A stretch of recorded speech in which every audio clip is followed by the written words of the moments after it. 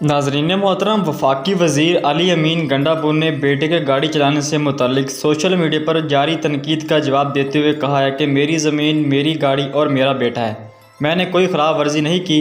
वफाकी वज़ीर अली अमीन गंडापुर के बेटे के साथ गाड़ी चलाने की वीडियो सोशल मीडिया पर वायरल हुई तो लोगों ने वफाकी वज़ीर को कड़ी तनकीद का निशाना बनाया।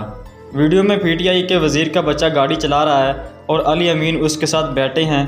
सोशल मीडिया पर तनकीद करने वालों को अली अमीन गंडापुर ने ट्विटर करके जवाब दे दिया है। वफाकी वज़ीर ने अपने ट्वीट में कहा कि मेरी ज़मीन, मेरी गाड़ी और मेरा बेटा है, मैंने कोई खिलाफ वर्जी नहीं की। उन्होंने कहा कि उनका कहना था कि ट्रैफिक कवानीन सड़क या मोटरवे पर लागू होते हैं, मैंने अपने बेटे से गाड़ी चलवा कर कोई कानून की खिलाफ वर्जी नहीं की। अली अमीन गंडापुर के मंतक पर साबिक आईजी मोटरवे जुल्फ़िकार चीमा हैरान हो गए। उन्होंने वफाकी वज़ीर के अंदाज़ को मुतकबराना करार दे दिया और कहा कि अली अमीन गंडापुर के अंदाज से तकब्बर झलकता है।